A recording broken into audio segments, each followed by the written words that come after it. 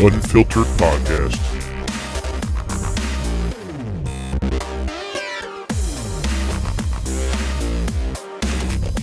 Honest and uncensored opinions.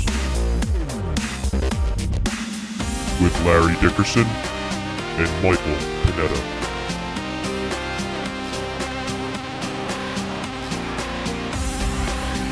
And now, the UnFiltered podcast.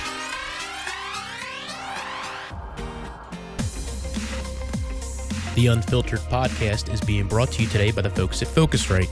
With a full line of audio interfaces, they can make you sound top-notch and professional. So check out Focusrite.com today and see what they have that'll work for you. All right, guys, welcome to the show, the UnFiltered podcast. New show, new channel, new everything. Second show of the second season. We're extremely excited to have the guest that we have on here today, who really doesn't even need an introduction. It's, one of the hottest tech YouTubers on the webs right now. But before we do that, I have my wonderful co-host, Mr. Larry Dickerson. Larry, how you doing today, buddy? Fantastic. Awesome. We went through a few different cycles today, trying to get Wirecast set up on the channel.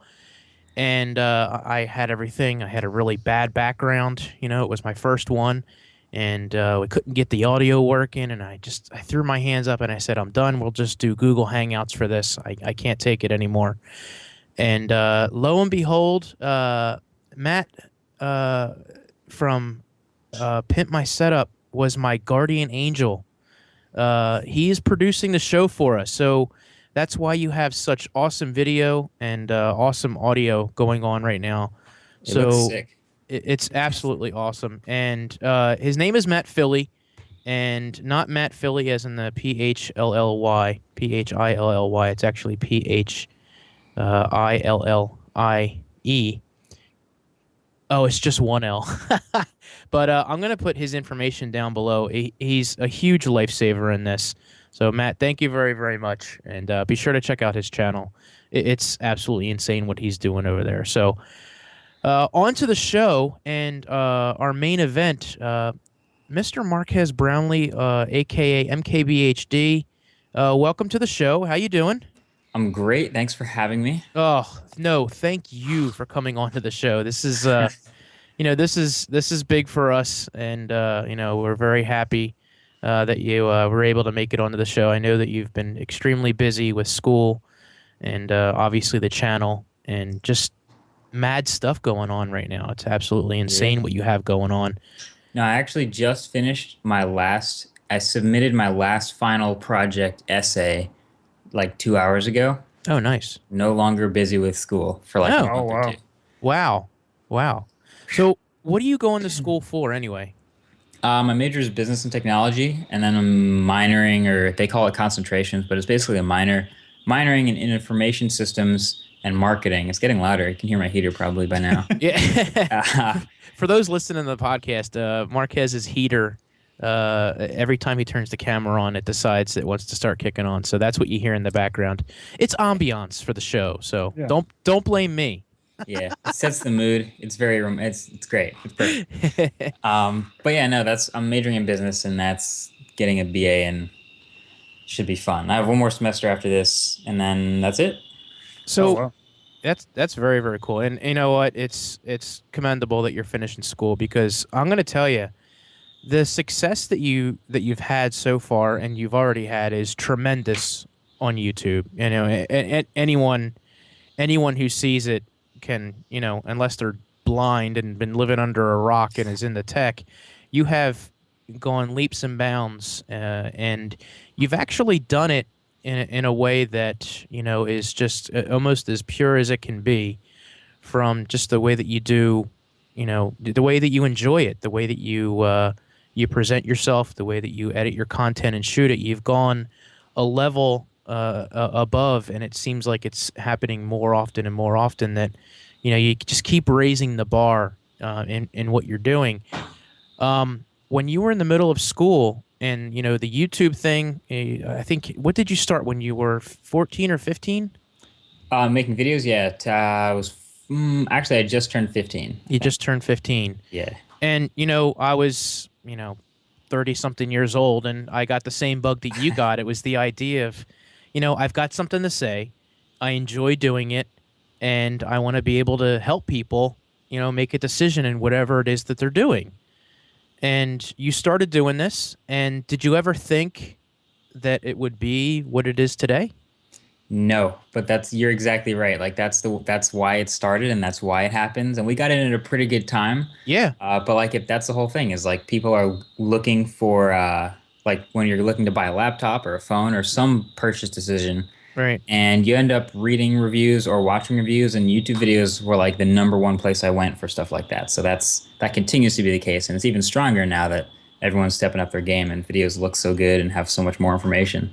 Yeah, I mean it's you got a lot of people that you go onto their sites and their YouTube channels, and they've got a couple hundred subs, but the production quality and the audio and just everything is like, when you and I got on to do YouTube, it was like, in front of our webcams, and it was like, guys, how's Good it going?" times. Good Yeah. times, good times. But so back to what I was, going with that. You're in the middle of school and this starts happening with YouTube.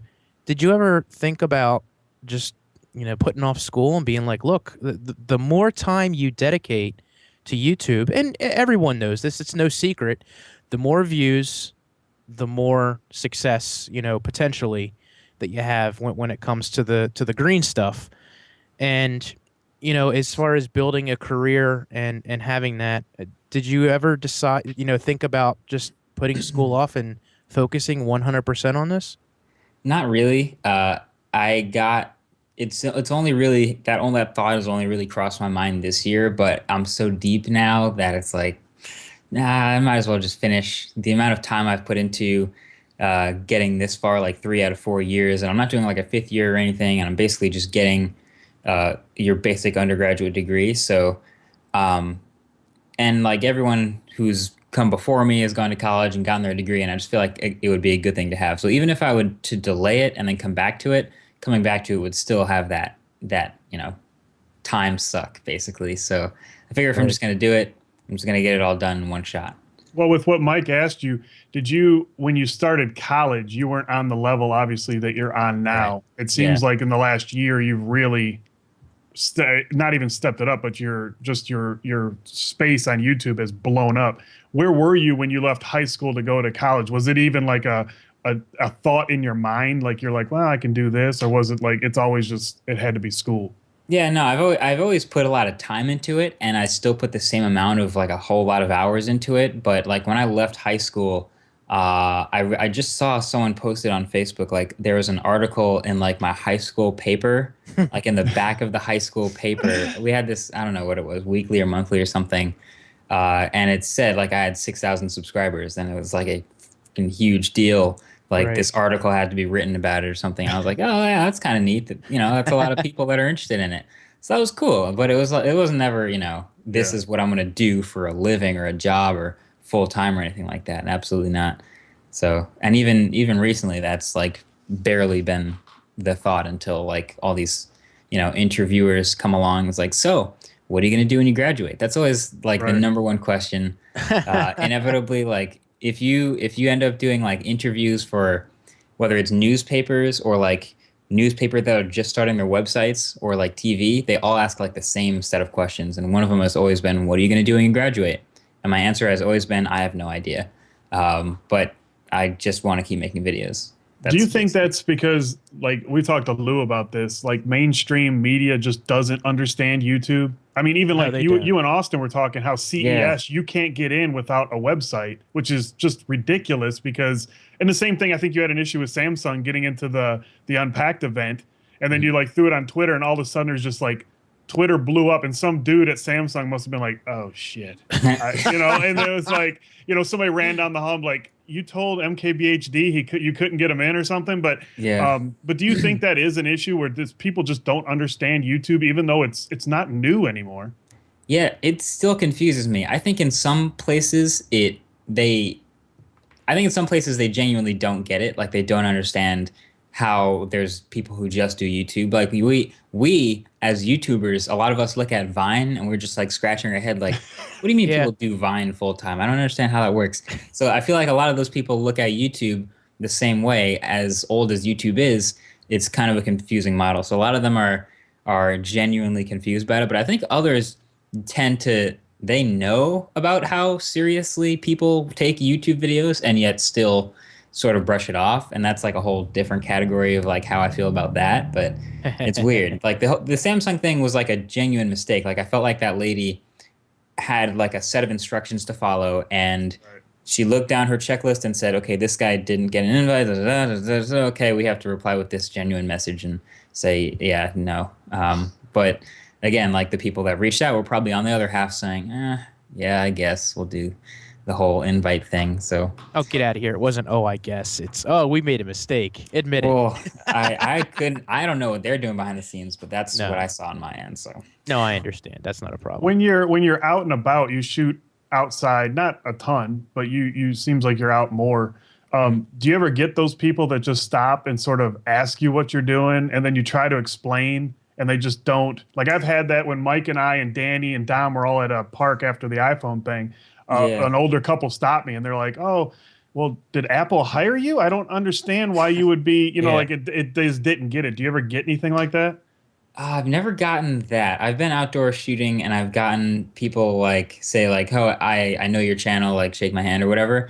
But I've never had anyone ask me what I was doing who didn't already know. Oh, So that's really interesting. But I could imagine like you see like 5 guys in a park with cameras, you'd be like, oh, what is this, a shoot? Actually, Well, I guess New Jersey and New York's probably different than Nashville. yeah, it's sort of. yeah, actually once John, Austin, and I were shooting, and actually Judner, we were all like in this, I don't know, what do you call it, a courtyard or something like that. And this lady and her kid came out, and we're just kind of like shooting whatever. I was doing like Note 4 B-roll, and they're doing part of their video. And the lady is just like, oh, this is a professional video shoot? And we all just kind of like, ugh. I can't really explain this quite now.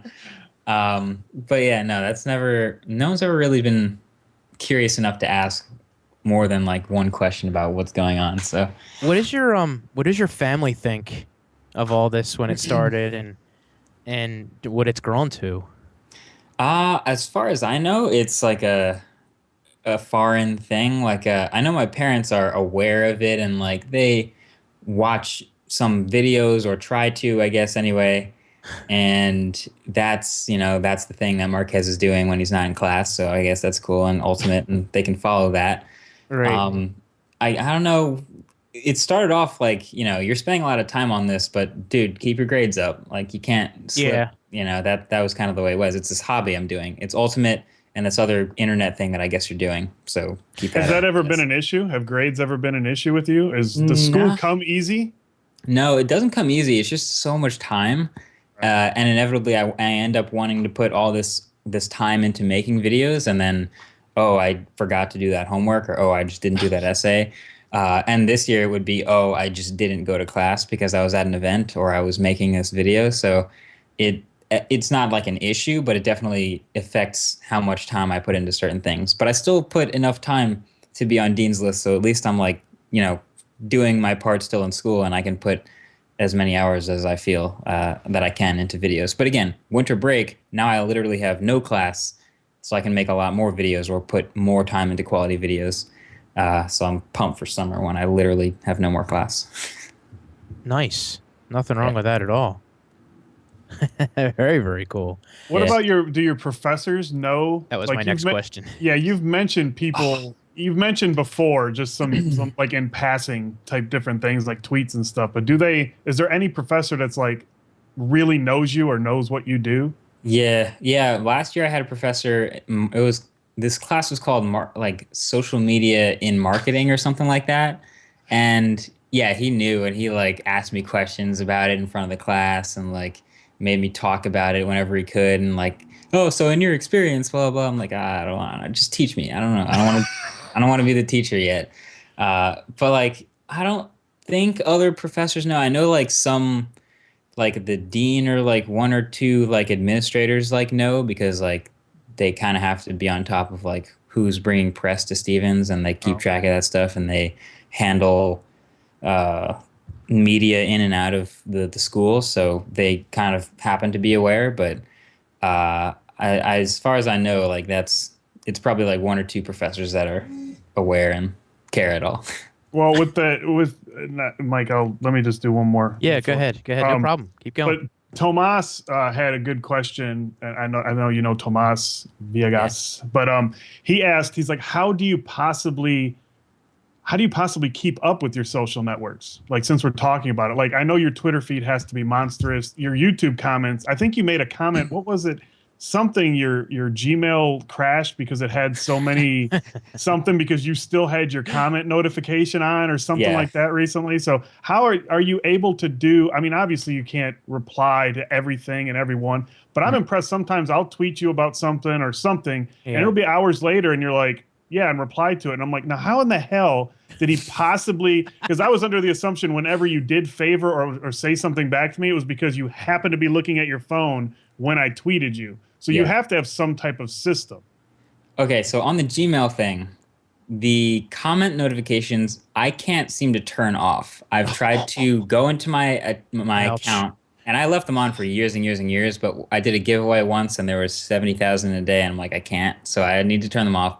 I go into the Google account settings or whatever, and I turn them off, and they keep coming. I'm like, that's weird. Maybe it's sort of a backlog, and they're still coming in. The next morning, they're still coming. I try to turn it off again. It doesn't work. I try to mute it. I try all these different settings. I can't. So eventually, I just create a Gmail filter to take those comment notifications and immediately archive them. So I don't see those in my inbox. But then I did that giveaway where it got, there's a limit of 1 email per second for 24 consecutive hours. I don't know what the math is for that, but I hit that number and I suddenly stopped getting emails. But it was a mystery to me because, like, why did I stop getting emails? What's the deal? And then I look in, I'm getting way more emails than I'm able to handle. So that's weird. But outside of that, I haven't had any problems with email. But then Twitter, I check Twitter. I don't check. Yeah, I guess I check Twitter. That's the word. I catch up on Twitter whenever I have time. So like I wake up in the morning and I fill in myself on all those tweets because sometimes there are tweets from people that I want to see that I wouldn't have checked if I just woke up and went on with the day. So I roll through all the tweets that I got overnight and then start the day. And then at certain points during the day, I'll roll through all the replies that I've gotten during the day and reply to whatever I can.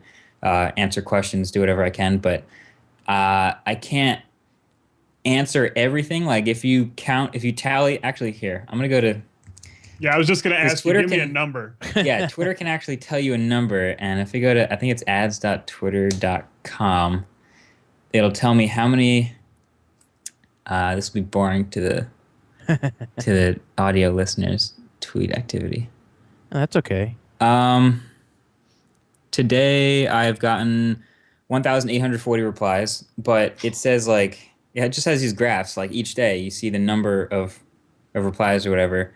Yeah. So if I tweeted 1,800 times today, answering every single person. But also the other thing is there's people who have their Google account linked to their Twitter. So when they like a video, it mentions me because I also have mine linked. So a lot of those are that. So if you scrolled through my Twitter feed right now, a lot of them would be that tweet where people are saying, I liked a @YouTube video from @MKBHD, right. And those show up there. But in between that, I try to answer as much as I can. Wow. That's craziness. And obviously, I mean, you would never even plan or even think about having someone run that for you and do any of that. I mean, nah. I don't think you're the type of person that would even think about that. Nah, I'm against the robots. I don't blame you. I mean, because there's other things out there. The idea of having someone do your Twitter feed and your comments. I mean, I know there's other people out there that do it, but I think that's part of the fun. Yeah, exactly. I enjoy doing that too much. I also get asked when are you going to have people edit for you? When are you going to have people shoot for you? But I enjoy that too much, so I don't really want to. You know what I mean? I don't want other people to do that when I'm having so much fun doing it in the first place. So. Well, yeah. I mean, that's what you do. Exactly. Would you want to sit down in front of a video and go, okay, this, and this. All right, edit it. I mean, I would never even imagine that someone could have the, not that I'm even anywhere near the level of vision that you have with the with the stuff that you have, but I don't think you would even be able to put that in anyone else's hands. Yeah, there's so many. I mean, people are comfortable with that, and that's cool. Nothing against that. But like when I'm making a video, I feel like the stuff on my channel is sort of like a uh, portfolio of things that I've made. So it's stuff that I've done, so I can see how far I've gotten in making videos and how much better I've gotten at certain things. So that if I offload that, then what am I even how am I going to challenge myself anymore? I need to continue to be able to measure myself against my previous self. That's Right. weird. Yeah, Inception right there. I'll take that. That's fine. Nothing wrong with that. So with the whole idea of growing on YouTube and possibilities open up, and we've always talked about this in years past, being able to meet other YouTubers and being able to do collaborations. And when we were coming up, you see other YouTubers, whether they're comedians or musicians or whatever the premise is. There's a collab. You watch and you go, oh, it's really cool. They're in the same room and they're from across the country. Did you even think that would also be a possibility down the road? I mean, we would all meet at CES and maybe something would get done. Yeah. And something like that. But how much do you look forward to doing that now as an idea as opposed to just sitting in a room and doing a review? Oh, I love it. It's funny because collaborating with tech YouTubers, we all happen to think so many things similarly that it makes us all better. We all get more things done or distract each other by improving each other. It's weird, but like we all have this similar mentality where we're all used to being the cameraman, the editor, the visual effects, the lighting. We're all every single person in that, so we all can give each other tips and help each other out. And we know, oh, did you want a camera wide here? Or, oh, did you want this lav here? So it's actually really productive when you collaborate and things like that. So, but yeah, CES every year tends to be that meeting point for a lot of people who are just getting into tech or just trying to start YouTube or like meeting YouTubers for the first time. So that's always really cool. But yeah, collaborating with YouTubers turns out to be really, really productive, at least what I've found with tech YouTubers. There's one person, and I don't even know if he's in the room or watching it, that just impresses the hell out of me when it comes to watching some of the back, some of the off stuff and the behind the scenes stuff is Dom. And the way that he shoots video and just his total like obsession over it. Did you find that hanging out with him when you're like, because he impressed the hell out of me when I watched. I have never met Dom. Oh, really? Never. Or hung out. We've somehow missed each other like every time. So I've never. I would love to hang out with him. Yeah, but never once. Oh, okay. Well, I guess we'll be able to do it at CES this year. That would be next time. An absolute bliss. Yeah, I was so impressed with his. I mean, you got, Jonathan is, Jonathan. When it comes, like you said, to the audio, and he has a hell of a handle on the video stuff too. I mean, don't get me wrong, but I liked watching Dom. I don't know, Larry, if you agree when we were with him in Nashville. No. He's amazing. Even Danny, I think is amazing to watch because the stuff that he does with, and he was using a cell phone for a very long time, so it's pretty impressive. That was crazy. That was absolutely crazy. So anyway, I was just thinking about that, and I wanted to bring that up there. So yeah, I mean, watching you guys do the collabs is amazing. I absolutely think it's just so cool to see and so cool to do. Well, with you were talking about the Red camera for a while, and I know when you were live streaming with Austin that Saturday, you had talked about maybe taking a class for like a day or something, learning more about the Red. Is that something you decided to do, or is that? Yeah, I registered last week. It's called Reducation, and it's a 3-day program sort of thing run by Red, where they give you like the overview of shooting, the overview of managing, the workflow. I guess that's the word. Workflow of working with raw footage, of working with R3Ds and lighting and color and the software they have and things like that. So yeah, that's in like 2 weeks or something like that.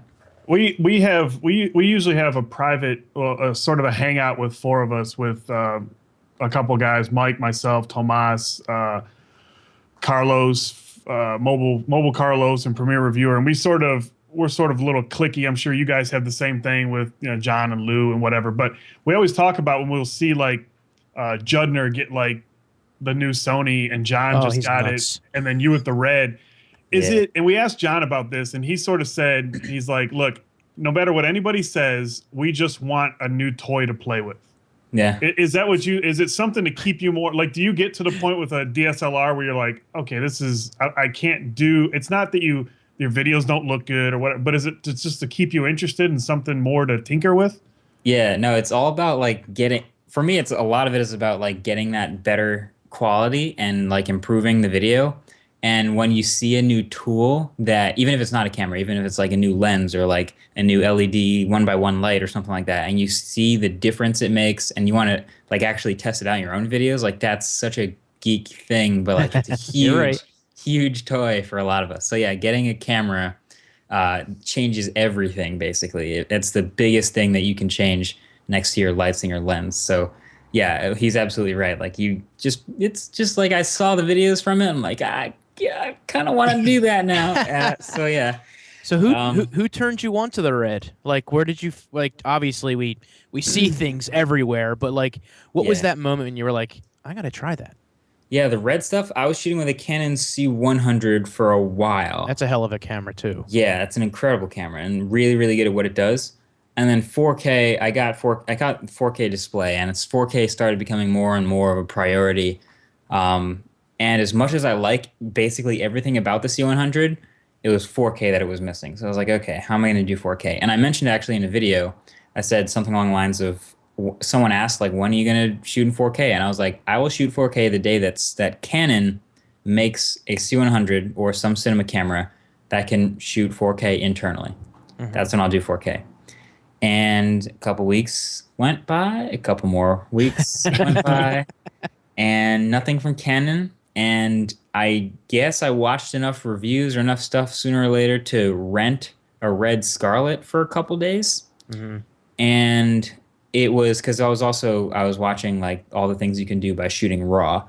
And I was like, oh, this is kind of a huge deal. So yeah, I picked it up and I didn't upload any videos from when I rented it, but when I was shooting with it, just messing around, and it looked pretty good. It was on the little 5-inch display, which is not very good. It's like 800 by 480, and it looked pretty decent. And it was running an old firmware, and the fans were really loud. And it was just like, this is an interesting camera, but I don't know if it's for me. And then I imported the footage, and I looked at the footage, and I was like, oh my god, I need 4K now. This is what I need to. I need to pick a 4K camera immediately. Wow. And weighing the other options available at the time, it was like, yeah, that's what I have. That's basically it, 4K. And I've also had a thing about color.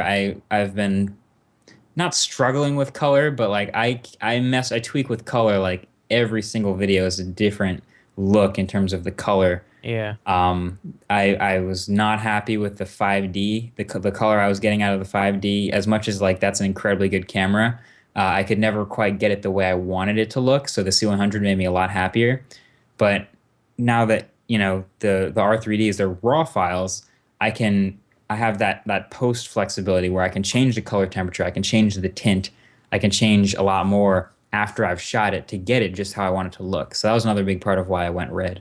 Right. Actually, you answered my next question. That was perfect about the idea of shooting raw and shooting at that flat flat mode, because I set that up with the 70D, and people are like, notice the difference in my videos, but like you said, I still feel like I can't get it to where it needs to be. I think it looks okay, and I have, like you said, I have a lot more flexibility when I shoot with the saturation down, the contrast down, and all that. Keep everything real low and real almost black and white, to where you can bump up the grays and the blacks and how you want, and the whites and the exposure, and do all that.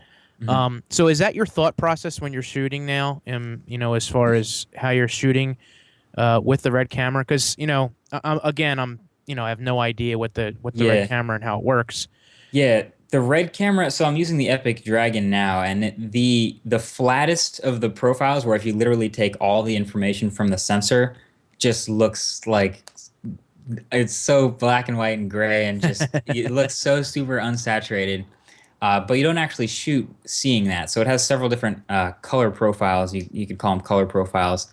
Where if you're shooting in red log film, that's when you'll see the entire latitude that has 16 and a half stops, which is a ridiculous amount of latitude.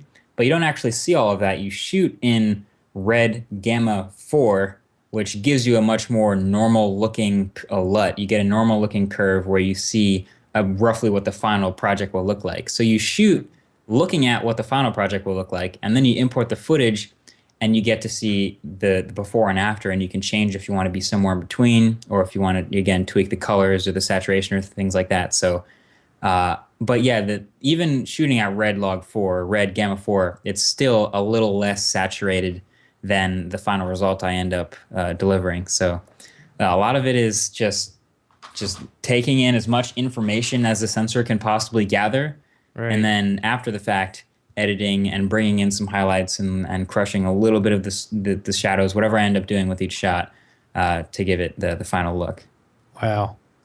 I guess you get what you pay for. Yeah.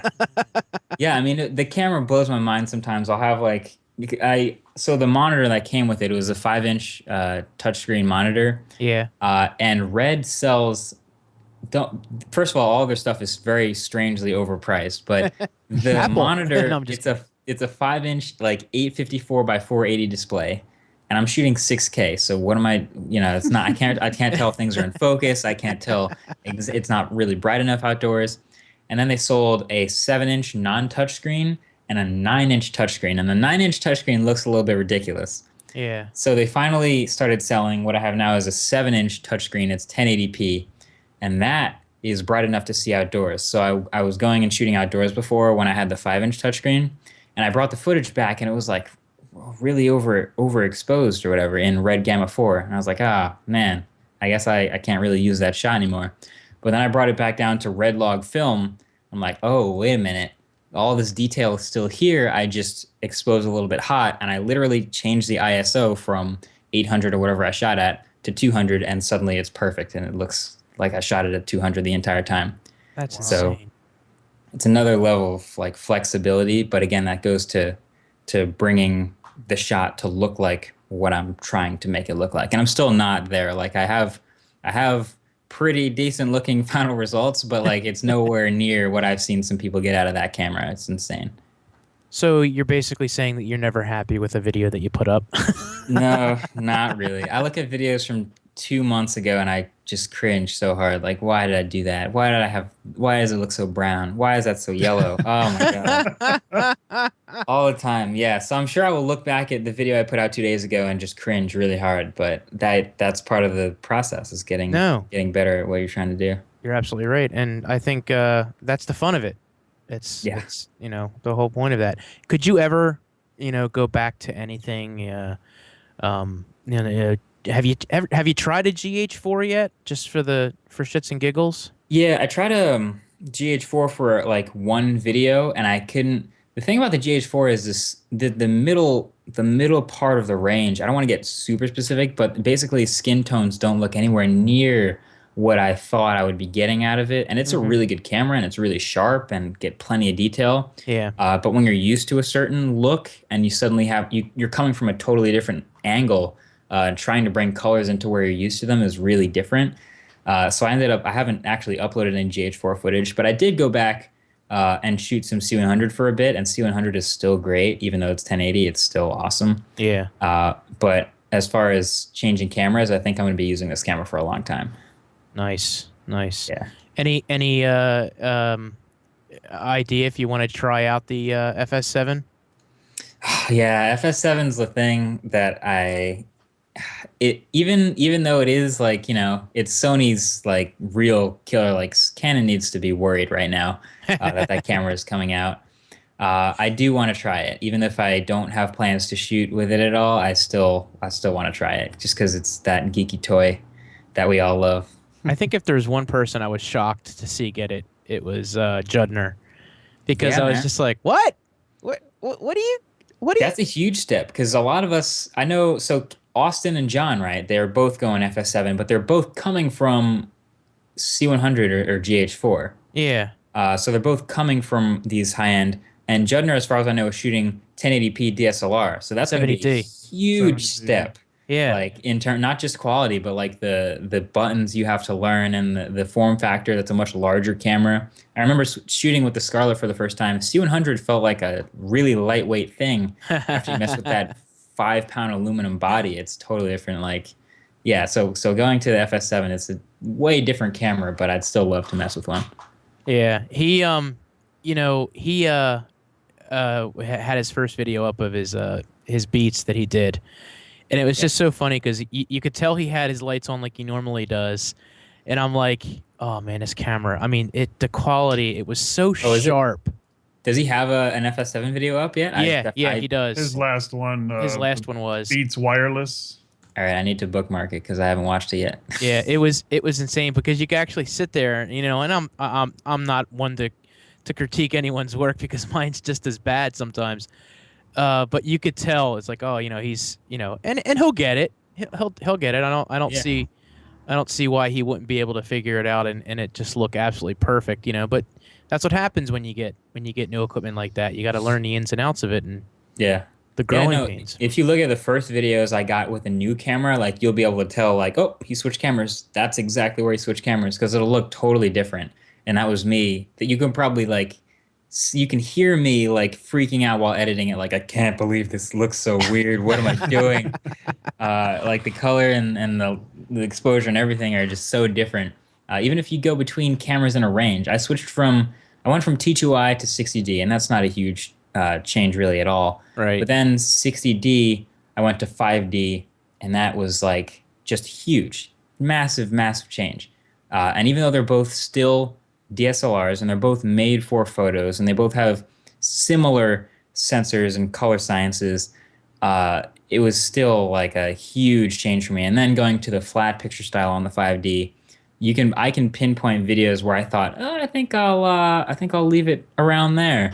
And then the next video I realized like, oh, I didn't want to leave it there, and I totally crank in the opposite direction. So weird things happen when you switch cameras, but yeah, I have faith that these guys are smart and they're going to figure out how to make it look incredible. How long do you typically spend editing a video? Depends on the video. Because some videos are just literally me talking to the camera and that's the whole footage. Right. So I import all the footage and I start editing and it's done 5 hours later, and that's a breeze. But some videos I am narrating and recording audio while I'm editing, and that will take a couple days. That'll take like 2-3 days, just because sometimes I don't have all the footage, so I have a bunch of footage and a little bit of audio, and I'm recording audio as I edit. I don't know if I'm the only one who does that, but as far as I know, no one else really does. But I'm literally talking as I'm watching the footage, and a lot of times it takes a while to get the timing right and get like the words to match up with what I'm talking about. Yep. But yeah, those many more hours for review videos and long stuff like that. Like the smartphone awards video took two full days to create in between files. That's a hell of a lot of phones to set up. Yeah. Yes, it was. Now, have you have you always used Adobe Premiere Pro? Actually, yeah, really. Because I was on Windows and I was using Camtasia Studio 7. And that was what? Yeah, Camtasia Studio is a suite. I remember that. It's a suite made for screen recording. And it happens to have a built-in editor to edit those screen recordings. Yep. So I was making all these screencasts and stuff, and I upgraded to Camtasia. I'm like, this is awesome. I have all these new features. Some of the transitions were a little wonky, and they look weird, but that's okay. I have a full-fledged editor. And I started shooting with a camera, like actual hardware stuff, and I import the footage. I'm like, well, I have Camtasia. Here we go. And I just launch Camtasia and do what I can with that editor. So it wasn't really made for that technically. Right. But I used it for a while and it works really well. And then, yeah, like a year or two after that, still on Windows, was trying to figure out like how do people do these transitions, because Camtasia has this weird keyframing thing where if you want to transition from one moving video to another, it stops the video, does the transition, and then starts the next clip. And I'm like, I can't do that anymore.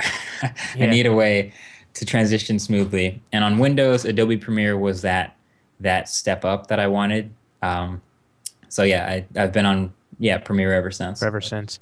Now, did you have a go around with Soldier Knows Best, Mark, about him using ScreenFlow and you using Camtasia? I feel like I had that. We had that connection for a while where we both used that software that's totally not meant for what we were doing, but it had that feel to it, a different look where you could tell like something's different about this. Yeah, I tried Camtasia and use the ScreenFlow. It's very handy for when you want to do something on the computer and you want to show it. Yeah. I mean, there's you don't want to. The only other thing you can do is take a camera and show your computer monitor screen, which if you're not shooting at the right frames per second on a DSLR, you're gonna get the wavies. You gotta make sure everything is correct on that. So, no, that's cool. That's cool. So, I think.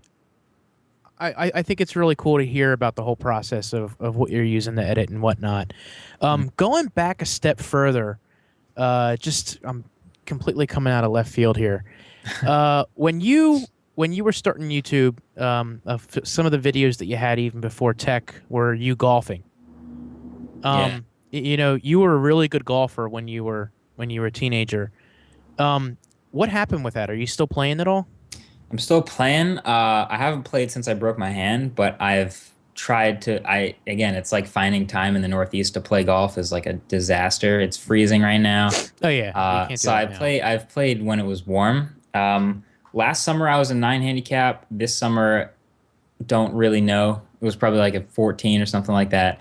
But I try to play as much as I can. It's like finding 4 consecutive back-to-back hours where I can go out, hit the range, play, and get back before dark or freezing. Yeah, I hear you. It's kind of tough, but yeah, I definitely still play. No, that's cool. And you play obviously Ultimate Frisbee if nobody knows, but I never heard of Ultimate Frisbee until you. Yeah. So is that something that you've always been into, or is it something you found when you went to college?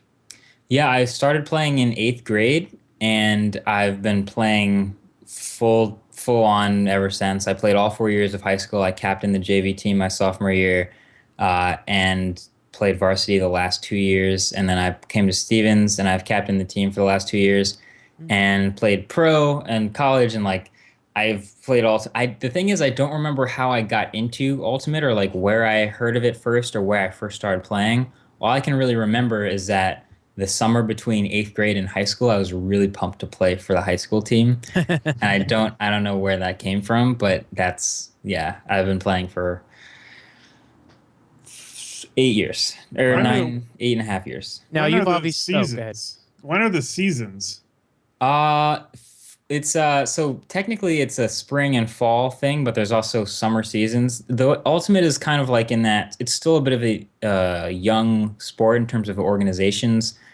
Pro leagues are new-ish, but the organization behind College Ultimate and the rest of Organized Ultimate still has its quirks. So there is the fall season for college. There's a spring season for college. Winter, we just kind of do winter training with our college teammates. It's not an official season or anything. And then there's the pro seasons, which are essentially summer. Basically, they last like 14 weeks during the summer. And the club seasons, which are sort of like area teams. So you'll see like I play for a New Jersey team called Garden State, and that season will go from like midsummer to September. So there's like a whole bunch of crossing lines because people will play for a club team, a college team, and a pro team, but they kind of overlap a little bit. Now, how does that work? Because you think of like a collegiate athlete can't play pro sports. Right. Yeah, it's not quite as, since we're not like NCAA or anything like that, we don't have the same rules. So technically we can play college and pro. And it's not like we're getting paid a lot either. It's just kind of, we consider it pro so that we can market it that way. And they do pay us, and they do pay for travel, and they do get it on TV, but it's not quite, NCAA. And college ultimate is also rarely thought of by the school as a varsity sport either. So we don't get varsity field time. We get club sport field time alongside, JV field hockey or whatever else is going on. And we have one field on all of campus, so it's not a lot of time. Wow. So you obviously you been following it for however long that it's been out in pro. And you stepping on the field with those guys, you obviously know who they are and the guys on the other teams. I mean, you're playing the pro level of your sport that you enjoy playing. Are there guys that you were like, I watched him play, and now I'm playing with him or against him? Or is that how does that feeling? Is it butterflies? Is it like I want to take this guy out? Yeah, it's a challenge. It's like I remember like specifically playing against some of the Boston guys for the first time who have been like going to nationals like year after year after year, and I've never been to club nationals. And I get on the pro field, and there they are on the other side of the line. I'm like, all right, you match up against him, and I'm standing there like, oh, all right, cool, I'll do it. And you learn a lot, and it's inevitably that like that experience. Like if you're, I hate to say like pros versus Joes, but like you learn a lot from playing against guys who are way better than you. Yeah. So yeah, a lot of times there's that initial like first time I get to match up against a certain player, and it's a lot of fun usually. Awesome. And you said you busted up your hand playing Ultimate. Did you lose time? I only lost I only lost a little bit of like time, but some of it was like critical time, which was really annoying. That The sucks. fall season for college ultimate is usually not as serious as the spring, so it's getting the new freshmen oriented and getting team chemistry going and things like that. I laid out of practice with a freshman and broke my hand, which is dumb, but that was also like the end of the club season, so I missed the last tournament for club, which was regionals, and we lost the game to go to nationals by like 4 points or something like that. So I wish I hadn't broken my hand right before that tournament. But then after that, it was just kind of like a couple of, less serious college tournaments. And I played two of them lefty, and it wasn't that huge of a deal. And Team USA tryouts was the first time that I used my right hand to throw again. And I think I'm like back to like 90% throwing and catching now. Oh, nice. So it's doing much better. Yeah, no, it heals really fast. It's actually doing a lot better than it was like a week ago. Oh, good. Yeah. Well, that's good. And you're gonna go back to the start the season again with the pros, and you're Yeah. good. Yeah, there's a pro tryout last weekend. There's another one this weekend, and there's winter training we basically play in a gym basically for winter training. Do a lot of footwork drills and a lot of cardio and stuff like that. But we'll play, and hopefully I'll be able to throw and catch just fine. Oh, cool. Yeah. I'll have to keep an eye out for that because that's it's been on TV more and more lately, and they've been showing it and being able to catch it. So that's I like really to think cool. of it as sort of like where lacrosse was like 8 years ago. Yeah. Like lacrosse, bursting onto the scene, making different leagues and becoming a college sport. Oh, Is that's that cool. really happening? Because I thought if you asked me, I would say lacrosse is right where it was 8 years ago. Like I have no clue. Or maybe No, like I think it's doing 12, better. 15 years ago. I don't know lacrosse's history as well. But like it was at one point like the fastest growing college sport or the fastest growing youth sport. I played lacrosse for a year because it was like everyone was trying lacrosse. So yeah, I feel like Ultimate is very quickly trying to be where lacrosse was like 8 years ago.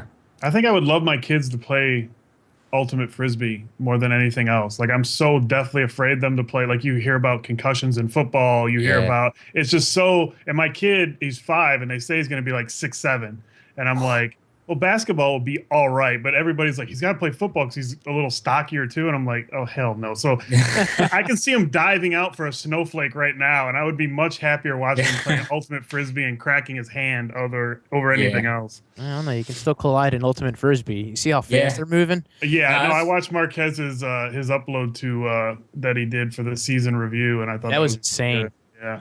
Yeah. No, I've gotten laid out a couple times, and there's one specific one on YouTube in a pro game like 2 years ago. So it's a non-contact sport, but it's like basketball essentially. Yeah, There's it's gonna be. It's gonna happen. Yeah.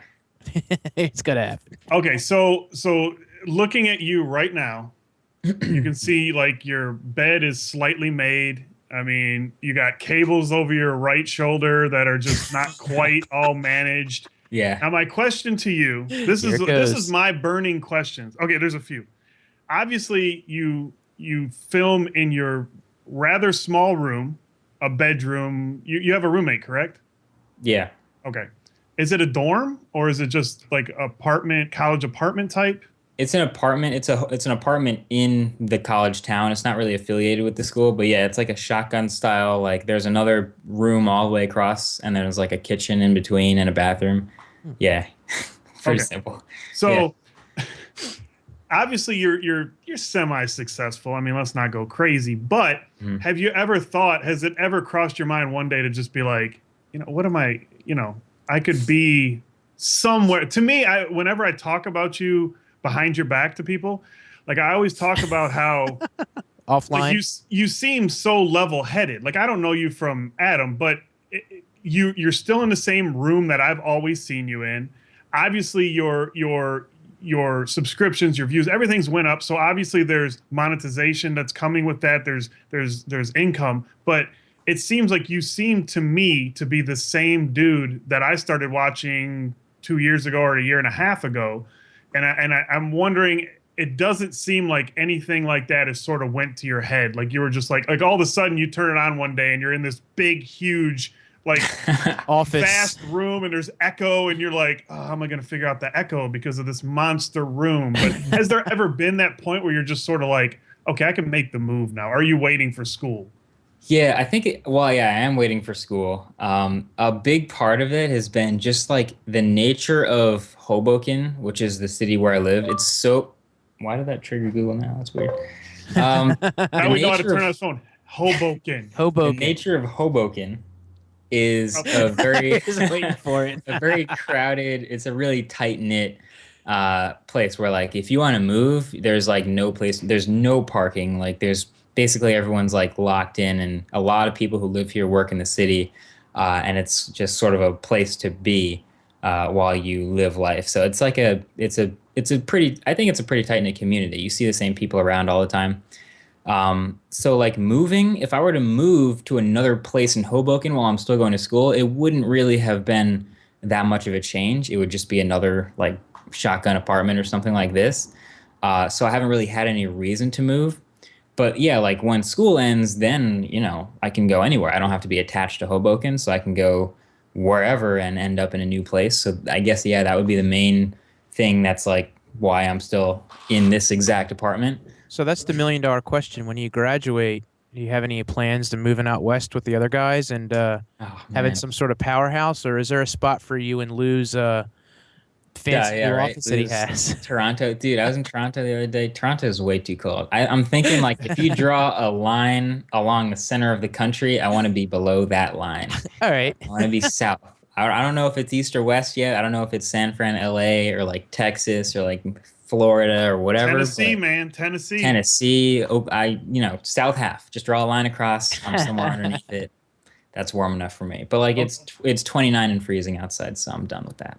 So on to the Larry. I know you have this in the questions here too. No, go ahead. What's with the garage? What's with the closet door always being open in your videos? Dude, it's always open in real life, so why close it? But it's so organized too. Yeah, It's do you like, organize it before every shoot? No, because look at it now. It's still organized. No, it's just Well, he said he just finished the video, so No, it's always like that. I have like, I don't know if it's not OCD, but it's like I like to keep things lined up where I know I'll be able to find them. And so I always have like all my shirts hung up there. Whenever I do laundry, I put them back in there. So Right. Closing the closet would be like, the only reason I have to close the closet is to change the aesthetic. But inevitably I'm going to go get another shirt. So I'll just leave it open. I don't need to close. why make the bed when you're going to sleep in it again tonight? Yeah, exactly. I'm going to sleep. Trust me, underneath there, it's not fully neat Made. at all. Yeah, no, it's just, I mean, I cleaned it up for the podcast, so it looks nicer in this square. We appreciate that. It looks good in the square. So the 3 hours sleep that you're probably going to end up getting tonight. Yeah, no, there was reporters here a couple days ago, and it was like, oh, you guys want to go to my apartment? Oh. There might not be room for that tripod. Okay, well, we'll Uh, see what I can do. I had to move some stuff around. I Listen, thought why it was don't you funny just when the use my Verge equipment? guys were in there. And there was like Yeah, 5 guys all standing there. I'm like, oh yeah. yeah. No, the lens will do wonders in terms of making it look like you have significantly more or less space, depending on how wide you are. No, you're right. I actually started shooting. I put the camera down a little bit because to make me It seem taller because I need to be taller. Yes. I know it changes everything. You don't think about that, but like the camera versus eye level changes everything. A little above, a little below. Yeah. Well, It's I like, actually watched. I got the bought the Frono's photo, that 6 hour video he did. oh I don't know if yeah. heard about it or not. I thought I saw his video about that, but I haven't seen the actual tutorial. Well, he's selling it, Right. and it's a CD. It's 6 hours of shooting on DSLR and how to do it properly, lighting, audio, video. He goes through an actual interview, and he has Todd Wolf, the producer of some of the like music videos that are out there and whatnot. Nice. And they go through this whole thing, and I learned so much like about DSLRs and how they work and the lighting, that it changed how I did everything in my videos. And hopefully I notice a difference and people notice a difference on it. Mhm. But it was so nice to see that on there. It was just absolutely amazing learning all that information on there. So it's really, really helpful. And I mean, you Yeah. probably knew all that already. Well, that's what I'm trying to do with this red education course. I'm trying to learn how to specifically use this camera better. And I'm sure I could benefit from a tutorial on how to better light things and better get the look I want out of a camera and better color, but that will hopefully be a step in the right direction. I think that'll definitely help. Hey, Mike, everybody knows Mike, the Detroit Borg asked you, how are you liking the Embody chair?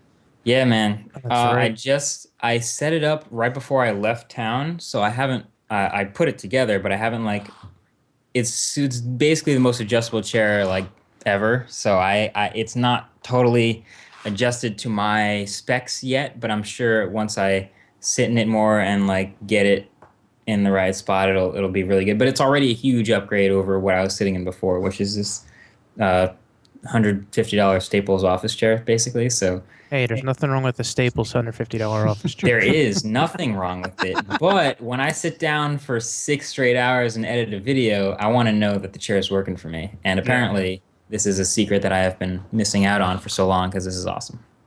Nice. Yeah, I like it. I like it a lot. Nothing wrong with that.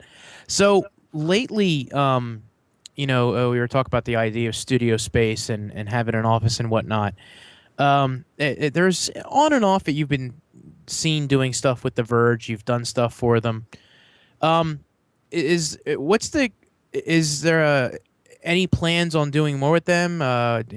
You've done a couple collaborations. Yeah, I think it was not your last video. Was it your last video that it seemed like they may have done a little bit of work for you or The helped you last, out? yeah. So the last one they did the little 3 second animation, the Smartphone Oh, Awards 2014. yeah. They did that, and then the Dream smartphone video, they did the animation work in that video too. Hmm. So they have an awesome video production crew, and yeah, I'm gonna be working with them as much as I can, as much as they're willing to help facilitate more awesome video production. So like I came to them for the Smartphone Award 2014 thing. I was like, I don't think I think they would be able to do this well. I don't know if I can look up a tutorial right now that's going to be able to do that in After Effects, and I'm terrible with After Effects, by the way. So I figured I'd reach out to them, and they did a great job with that. They gave me like 3 different versions of it, and then I helped them tweak to make it the way I wanted to look with the colors and everything. So it looked like the way I would have made it. So that was really good. Nice. But yeah, I definitely want to be working with them more to make more awesome looking stuff. No, that's cool. That's actually really cool to hear. Now I know. Well, I'm not going to say anything. I kind of got some information about The Verge the other day, but I'm not going to bring that up. Yeah, you know. Yeah. So are you? Oh, geez, I got totally lost. I know what I wanted to ask you. What's with the website? How's it coming along? That's a good question, man. I've been bouncing back and forth with how I'm going to make it, and I've settled on a way now, and now it's just about like putting my foot to the gas and getting it done. Now that I don't have class to worry about anymore, I can actually talk with the guys and actually get it to be done and launch the stupid thing. I feel like it's been like under construction for like so many months now. So it's happening. And I don't know if I can safely say by the end of this year, but it'll definitely be, accessible in January, and it should be pretty awesome. I hope. Now, any insight on what it's going to be? Is it going to be side by side with the YouTube channel? Are you going to do unique content, writing? Yeah, I don't really want to do writing because I've tried writing. I used to write for a site for a couple months, and I don't really think that the time I put into it is going to be worth, like, my audience is already used to watching videos, so I'll stick to the video stuff. Right. But it's definitely going to be like an auxiliary thing it'll be able to point to videos, and videos will be able to point back to it. So sort of like the gear list right now, it's just an Amazon like listing of all the things that I could find on Amazon just to put it there. But having a fully fleshed out, detailed, great looking thing where I can put that sort of information about each video, about maybe I want to talk more about the animations in a video, I can do that there. Or maybe I want to flesh out more things in detail that I didn't do in a video. So it'll be something that I point to more often. Nice. That I can only do 140 characters in a tweet, so I can only add so much text or so many images to each video. So hopefully that'll be a way to improve the quality of what I make and hopefully be more shareable. Well, okay, so going with that idea of expanding to a website, this is something that I've always thought, and it's people look at me kind of weird when I say it, but YouTube's not going to be around forever. And, in this day and age with technology, YouTube is like at midlife right now, or getting close to midlife. Is this expansion part of that idea of, not getting away from YouTube, but making sure that your audience has a place to go that you're 100% in control of? Yeah, that's been talked about a lot. And for the longest time, like when I first searched up the domain and I couldn't get it, I was like, whatever. I don't need a website anyway. I'll just keep making videos. But for a while, it's just been like me making videos and that's it. Like I don't really worry about, do I need to take this audience somewhere so I keep it? Like if I make videos and people want to watch it, then they'll watch it. If not, then they won't. But yeah, you're right. And YouTube will inevitably disappear sometime in the probably very far distant future, but it would be nice, to have a place where I'm still hosting my own content and putting things up that people can still see. And since I'm making videos, it'll probably be the next video platform or whatever it is. I guess not Vine, since it's not quite it's not YouTube. long enough. Yeah, but people are still going to be searching way down the road for information and advice on a purchase decision. Sure. And if that doesn't live on YouTube, if it lives somewhere else, then I'll be happy to put it there. But I think it's going to be a question of where people will be looking for stuff like that, and I'll be putting my videos there. Right. Vimeo, as far as I know, is the closest thing to that, but people just don't go to Vimeo for that kind of stuff. They go to YouTube. It's not happening yet. No, you're right. You're right. Now, of course, with that, having your own website, you control your content. You control the ad space on that. Yeah, everything. With you and YouTube, you have been one of the few that have actually gone out and actually, done collaborations. I shouldn't say collaborations, ads for companies. And the idea of, in my opinion, I think it's a hard-working thing to do. It's a correct thing to do, and it's an honest thing to do if you want to promote a product. And most of the guys that you know and that I know that are in that same group do ads for companies for things they use, and that's the natural progression because, you can get behind the product, you can promote it honestly, and I think that's general perception of what we see with a lot of the tech guys trying to be able to make more money from this and to be able to make it a career. Not you, so much. You've kept it to a very basic way of doing it. Is that your preference into doing that, or is that just it just never came up? Yeah. So with especially this year, more often, like actually having an audience that will just flock in droves to whatever you share. Right. People inevitably want a piece of that, and they want to get in and, hey, can you do an ad for this? Can you do an ad for that? And the first thing I always say is like I only make videos that I would want to watch. And for the longest time, nothing against anyone who does it, but I've always just been annoyed by the ads, whether it's in the middle of or interrupting or whatever it is at the end of a video. I just never found that to be something I would want to watch.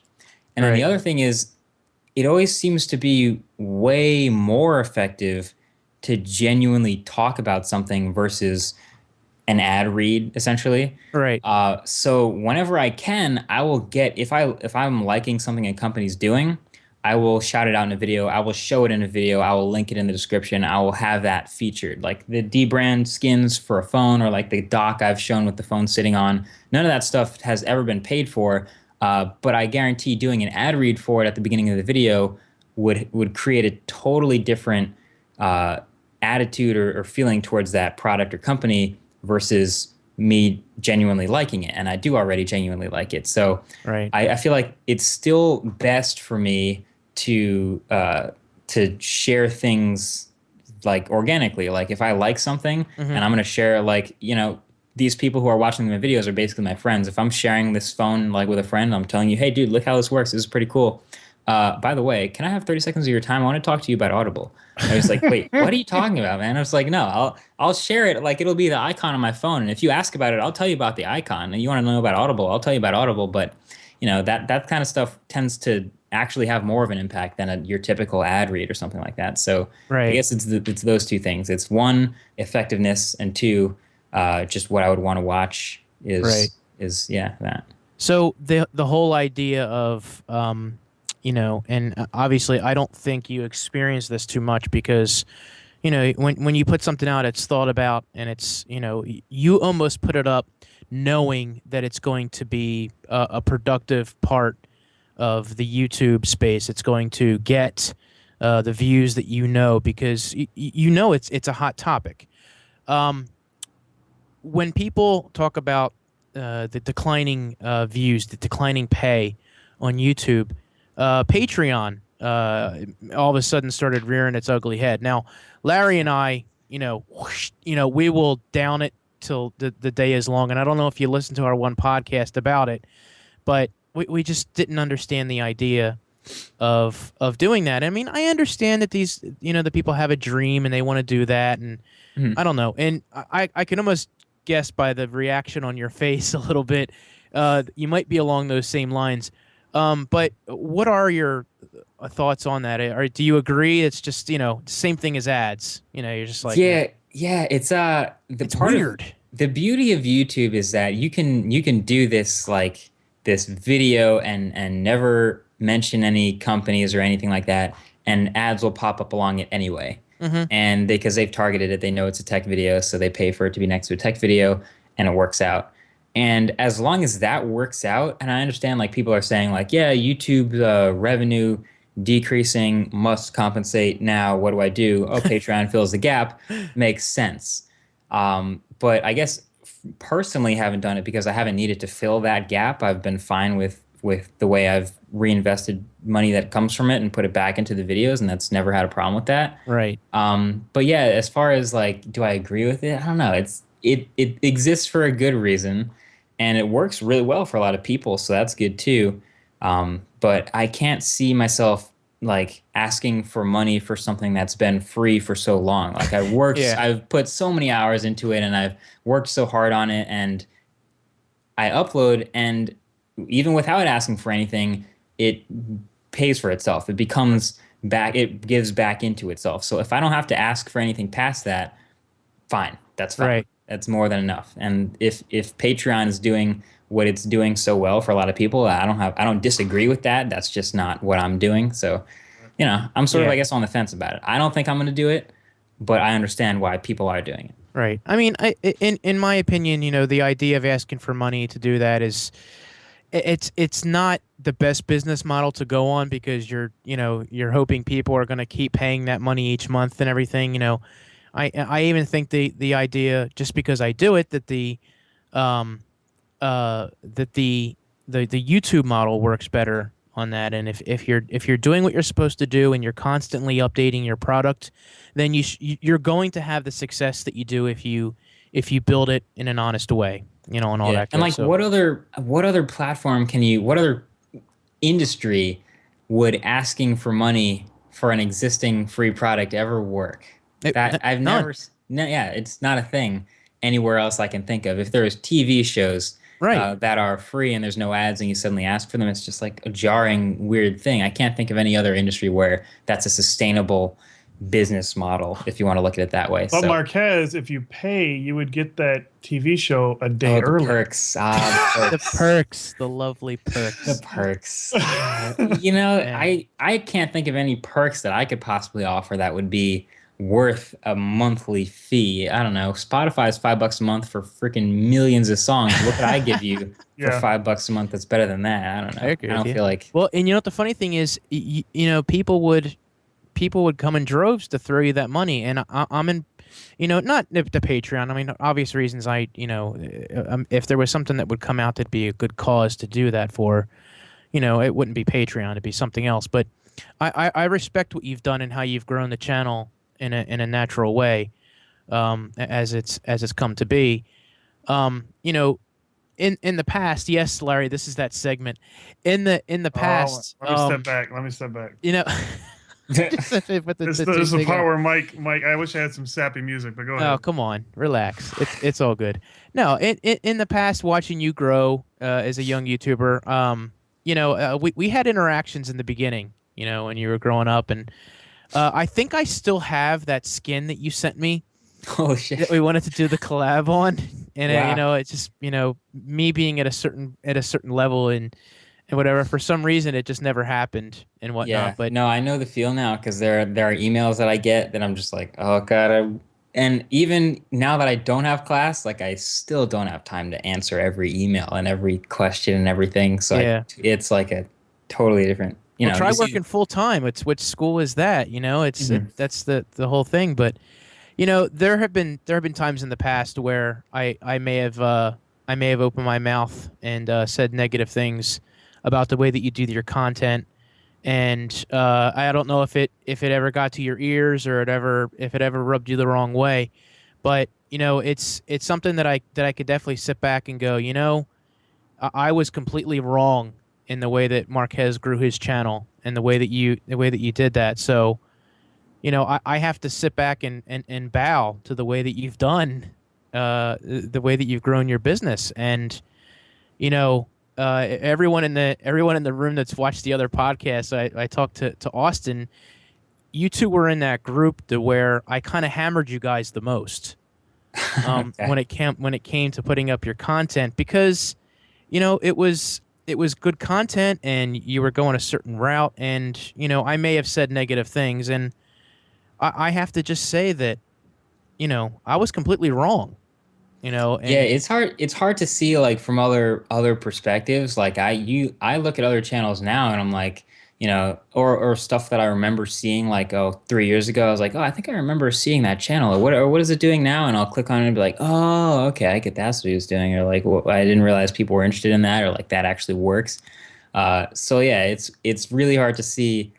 Oftentimes from like another, even if it's also tech on YouTube, it's still like sometimes hard to see where that person is like heading, and then Right. you interact, you come back around and you see it again later, and you're like, oh, that's the direction it was going. So yeah, that stuff, it's like you can't see into the future. But no, but at yeah. the same time, it ruined my experience and our experience even meeting each other.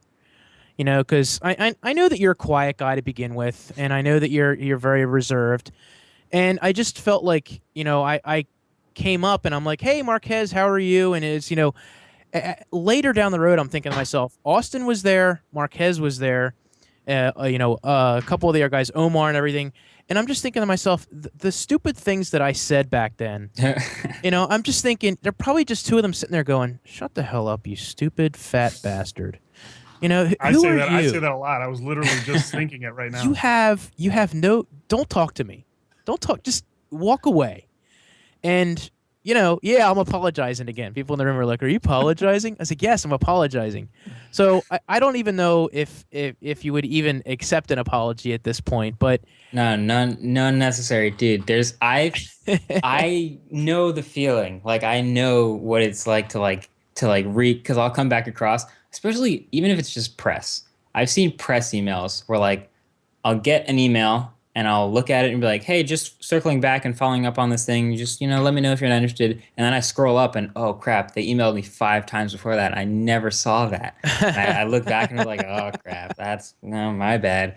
And but like it's even if it's just like one incident, no apology necessary because that stuff happens all the time. It's fine. I know, but it's the idea of being able to help each other out, and I was in a position to help, and I didn't give it, and it was just stupid on my part, and I just, and at this point, it's just cool just to be able to have a clear conscience on my part. I mean, go to CES to say hi and hang out and chill out, Yeah. and it be a little more less awkward if it could be less awkward than it is right now, but just I have to put that out there because I have a horrible conscience, and it's been in the back of my mind going. Oh, and by the way, I am terrible with like people interactions. Like I'm great when I edit myself. Oh no, we all are. Editing, I can make myself seem fluent and Well, no, whatever else. But that's the yeah. fun of it. But I mean, it's just the idea, and we've known each other for a long time, and the support that you give me is and more than people realize. I thank you for that. So, and the support for you is always there. We're always telling people, about the work and everything and all that. And, of course, if we have questions, we'll ask it and whatnot. But the best is when I'm at church and I'm explaining to people, I'm like, I'm so excited. I'm talking to this guy, Marquette. And they're like, who is that guy? Yeah. Like I'm down in this, like people have no clue. I'm like, you don't understand who this guy is. And they're like, no, we really don't. And they really don't care. But I'm like, I'm gonna super tell you hype. anyway. But yeah, exactly. I'm explaining. Yeah. I'm like, see, MKBHD. And they're like, what? Whatever. I'm excited. Shut up. Yeah, That's no, I awesome. get that a lot. There's like people are like, wait, so what are you doing when you graduate? I'm like, I'm gonna Videos. work for myself. Yeah, that's what I'll do. Like, There is what do you nothing wrong do? with that. There's going to I was in Canada was it yesterday? What the hell? Yeah, yesterday. And Earlier today. yeah, and like filling out the little like why are you here thing. The dude's like, why are you here? And you check business, and he says like, what kind of business? And I thought for a second, I was like, media, media. And he's like, what kind of media? I was like, oh god, I'm making a video. Porn? No, It's like, who are you getting paid in the video or something like that? He has all these weird questions, but like it made me think for a second, like, what am I even doing here? I don't know. Well, let me ask you. Obviously, you're up there doing some work and trying out some cool gear and being a video. Did you ever think, and this is going to be a two-part question because someone did ask it in the room. Mhm. Did you ever think that you would be as on a personal level with and his band name is Dead Mouse, but have you ever think that you'd be on a personal level with someone like that has is famous, like Yeah, it's so the way I see it, I mean, he's a nice and guy. he's a really smart guy and he's like geeking out over the same things I'm geeking out over. But the way I see it is like people have asked me like, what is it like now that you're famous? I'm like, well, I'm still doing the same thing I was doing like 5 years ago, so it's not really that much different. So like when I see someone like Joel and it's like, he's famous, but Yeah. like he's still doing the same thing he was doing like 10 years ago. So I feel like he's found himself in the same position that I have, and I found myself in the same position that tons of other people have, Yeah. where it doesn't really change that much, but it's like, yeah, he's a person too, and we can geek out over drones and cars and shit just because that's fun. That's Yeah. something cool that we How can did both you- agree with. How did you end up meeting him? Because some people in the room ask, you've you use his content in your videos, and and obviously since you know him personally, it's yes, can I use it? Yeah, cool. How did it come about that you met each other to begin with? Well, that was the first time I've actually met him. Oh, okay. I've messaged him like on SoundCloud, and that was like as far as it went before. And like only recently have we actually like shot anything together, like made videos together. But That's cool. like, yeah, that just just he makes dope music and is into tech, and I make tech videos and I'm into music. So like, It's a I perfect think we match. can collaborate on some stuff. It should be fun. Yeah. That's awesome. That's awesome. Okay, I got a few that just sort of rapid fire that were from the room and hangouts and different chats and Twitter and stuff. So, okay, Here what it is the? I'm sorry, some of them I wrote down who asked it, and some I just scribbled quickly. But what is the what does the K stand for? In The K stands for my middle initial.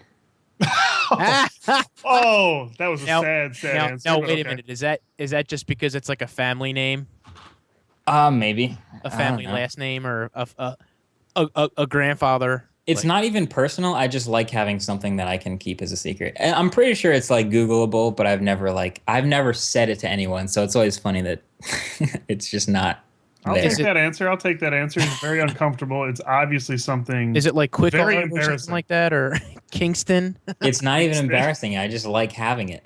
That's awesome. I'm going with it's embarrassing though. That's what I'm writing down. All right. Okay, and then Carlos, my man, premier reviewer, wants to know: will you ever shave the mohawk? He's a barber, so he wants to know if you Oh. will ever shave the mohawk. I feel like I have to give a different answer because he's a barber. I think he wants to drive up and shave you up. Yeah, No, he I actually made fun of your earlier videos. He's like, kid needs a haircut. I'm like, it was like 5 years ago. totally Leave it right go. though. I can look back and say that too.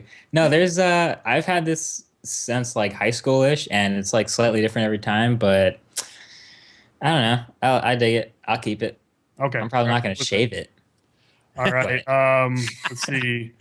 What else? Ao, who's really active with us, asked, Yeah, he's a real good kid.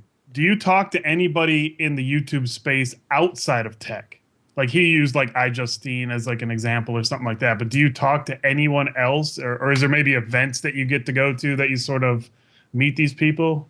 I've never been. No, not really. I've never been to a YouTube event, and as far as I know, everyone who makes YouTube videos that I talk to is a tech or some tech related, or videography or photography or some sort of tech related thing. I think.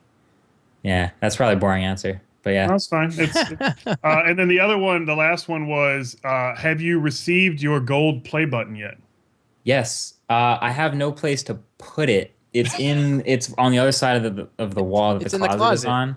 Yeah. Well, you can see the silver one, like I don't know. Yeah. The yeah. gold one is literally 4 times as tall and as wide. Like it's That's Yeah, awesome. Lou unboxed his, and it was like, yeah, it's like a It's heavy huge. thing. So if I want to hang that on a wall, I literally have to ask the tenant if I can nail a hole that big in the wall. It's that big. oh, So wow. I don't. I'm gonna hang it, or I'm just like I'm keeping it there. But I think Yeah. when I move, I'll be able to. Just put say it when you somewhere. move and you get a studio. Yeah, I down can the road, display you it a can little better display than. that. Well, have they said anything to you about the 2 million mark? Because that's 1 million, correct? Yeah, they don't do gold is anything Yeah. for 2 million. I don't. As far as I know, there's only those two. The Yeah. 100,000 one and the million one. I think that's it. I think you might get a desk at YouTube or something. I get like my picture on some VP's desk or something. You get to Yeah, sit probably. next to Pootie Pie or Pootie Tang. What's his name? Pootie Pie. Pootie Yeah. Pie. I'd rather sit next to Pootie Tang, but whatever. Oh, whatever. All right. What's the next question? That's it. That's all Oh, I that's got. it. And then we got the All right. last couple from the thing. Well, okay. Well, so if that's the last question, you're coming to CES this year? Yeah. Yeah, Yes, sir. that's cool. Yeah. Yeah. Are you now? Let me ask you this, and I don't know if this is something that you even want to say or not, but because of the ignorance of CES and not counting us YouTubers as real press, Yeah. are you going as a guest of someone or? No, this is last year was the first year that I got in from YouTube, and it was this like email process where basically I filled in the application and I was like going through it and I click, and then I get to the section where it says like, are you press or whatever? Yeah. And I see the text that says YouTube's not press. I was like, okay, never mind. I just X'd out of the tab. And I guess because of their system, they sent in a ticket anyway. And I got an email from this person who works for CEA saying, hey, just a generic email. Like, I saw you start to fill it out, but you didn't complete it. If you have any questions, let me know. It's like, all right, fine. Yeah. Why can't I do it as a YouTuber? Like, why can't I go? Why is YouTube not press? Do you know who I am? And I gave like a link. I said, dude, I do consumer electronics videos. It's clearly CES content. Yeah. Right. And then she was like, oh, okay. And she followed up with a couple other questions like, do you do videos about tech? Will you do videos while you're there? Essentially trying to figure out if I'm going to be tech press. Yeah. And I answered the questions, and then she was like, all right, cool. And then gave me a badge. So Awesome. that was last year. So this year I dug up that email again. I emailed her back. I said, hey, I'm going to CES again this year. Can you hook me up? And 3 or 4 emails later, I have the badge. So Cool. apparently that's all you have to do is like fill out the ticket all the way until the point where it says, are you press? And then exit. And you'll get an email asking, well, what are you doing? Well, I think you're a special case, to be honest with you. I think. No, dude, because I think like, I mean, honestly, if you look at the numbers for like the requirements for press, It's ridiculous. It's like 5,000 views, unique views per month or something like that. It's not even that. It's less. Than Yeah. that. It's, And then you look It at, must be a lot less than that because I have like 3 views on my website and they gave me a badge. I literally Yeah. thought it was a mistake. I'm like, I'm waiting Yeah, to so go if- there and be like, they're like, oh, we were just bullshitting. Just kidding. Get back, go back home. yeah, I mean, if they had the same requirements for YouTube, there would be so many tech YouTubers. It would be awesome. oh yeah, it would be absolutely awesome. I would love it because there's lots of people I'd love to meet. So and I encourage anyone with a tech YouTube channel there you go. to email, and if we get enough of this going, maybe they'll consider it. Who knows? That'd be nice. So you know what? Let me since we're just kind of going to this run and gun style here. Have you had anyone? You say people approach you and whatnot, and being recognized. Hey, I like what you do. Any situation with the ladies? Situation with the ladies. What's That's that app? like- What's that app that you test your battery with? What is it? Tinder. Yeah. Tinder. Yeah, yeah, Tinder. Yeah. Tinder is like my number 4 battery user on my phone. I'm not buying No, that they're- shit for a second. Of all the, first of all, my demographic is like 94.5% male or something like that. So if you want to extrapolate and like do the numbers on situations with the ladies, it's statistically improbable, but it has happened. Like people who are female have come up to me, and like I think the first time it happened was Google I/O actually of this past year, where someone who was a lady came up to me and was like, hey, I like your videos, and take a picture. So that was like the first time in years. And you would expect like a 94-to-1 ratio or a 94-to-6 Marquez is like, ratio. this is finally happening. This is why I started. But if I do the math and I expect 94 guys for every 6 females, I think the number's about right. There you go. Well, it happens, right? Yeah. No, that's cool. That's cool. Actually, it happened in New York while I was shooting that Dream smartphone video. An older woman came up to me, or came up to, like, it was like 3 of us guys, like, shooting the video, came up to me and tapped me on the shoulder, like, don't mean to interrupt, but I like your videos. Okay, bye. And then left. But Oh, I was that's like, cool. "Oh, that's awesome. That's a start. Yeah. We'll have to. I don't know if that Wait, counts as hold a on, girl. situation. Hold on, girl. Yeah. No. Come on back over. You want to be in a video? Hey, yo. That's why we were asking you if you met iJustine and stuff like that. I have never met Justine. Oh, I can actually say that I met iJustine. Yeah, I'm pretty sure she's at CES every time I'm at CES, but I've never Yeah.